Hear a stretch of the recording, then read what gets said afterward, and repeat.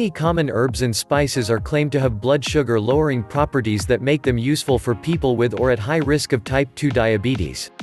A number of clinical studies have been carried out in recent years that show potential links between herbal therapies and improved blood glucose control, which has led to an increase in people with diabetes using these more natural ingredients to help manage their condition.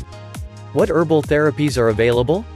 Plant-based therapies that have been shown in some studies to have anti-diabetic properties include aloe vera bilberry extract, bitter melon, cinnamon, fenugreek, ginger, okra. While such therapies are commonly used in Ayurvedic and Oriental medicine for treating serious conditions such as diabetes, many health experts in the West remain skeptical about their reported medical benefits.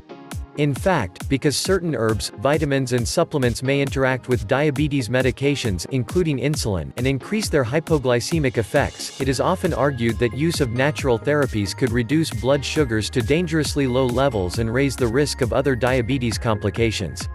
Whatever your intended reasons for using these specific herbs, you must always discuss your plans with your doctor and diabetes healthcare team first to ensure they are safe for your condition and determine a suitable dose.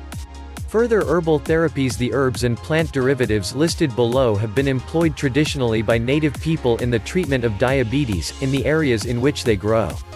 Many suffer from an inadequate knowledge base.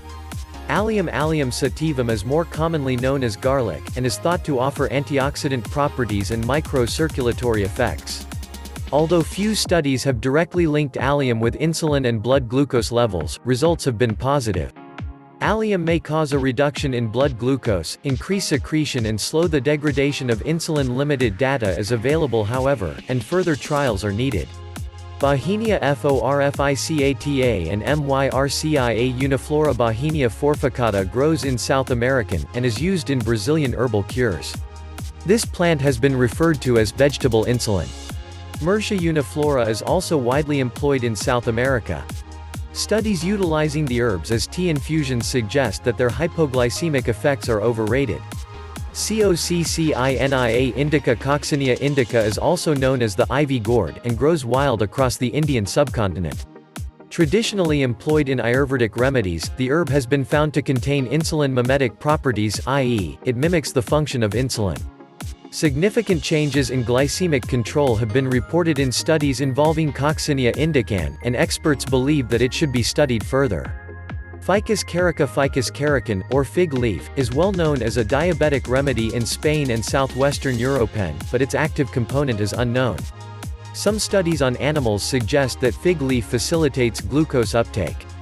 The efficacy of the plant is, however, still yet to be validated in the treatment of diabetes.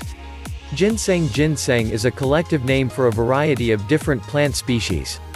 In some studies utilizing American ginseng, decreases in fasting blood glucose were reported. Varieties include Korean ginseng, Siberian ginseng, American ginseng and Japanese ginseng.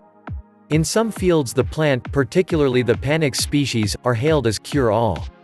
As is the case with many of the herbs employed around the world in the treatment of diabetics, further long-term studies are needed to verify the efficacy of ginseng. Gymnema sylvestre. Gymnema sylvestre is also employed in traditional Ayurvedic medicine.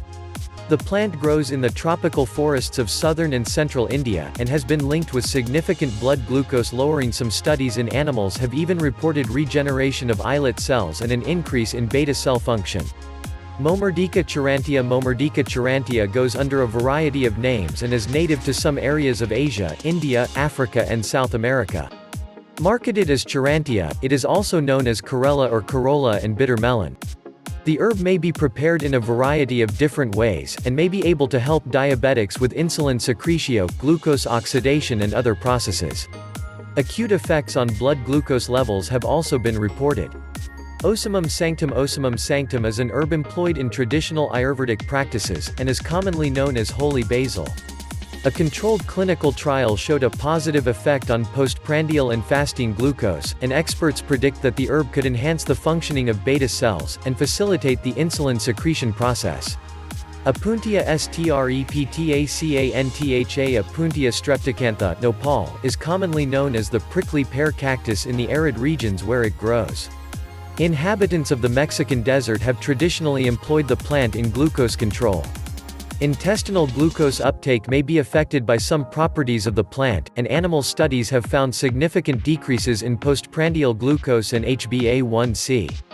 Once again, to validate the prickly pear cactus as an effective means of aiding diabetic patients, long-term clinical trials are needed. Silibum marianum. Silibum marianum is also known as milk thistle, and is a member of the aster family. Silymarin contains high concentrations of flavonoids and antioxidants, some of which may have a beneficial effect on insulin resistance. The role of milk thistle in glycemic control is little understood. Trigonella foenum graecum Trigonella foenum graecum is known as fenugreek and is widely grown in India, North African, and parts of the Mediterranean. It is also a part of Ayurvedic treatment, and is used extensively in cooking. Of the few non-controlled trials that have been carried out on type 2 diabetics, most report improved glycemic control. Further study is certainly warranted. Further herbs that have been studied, and may have positive effects for diabetic patients include berberine cinnamomum tamala curry eugenia jambalana ginkgo philanthus amarus pterocarpus marsupium solanum torvum and vinca rosea.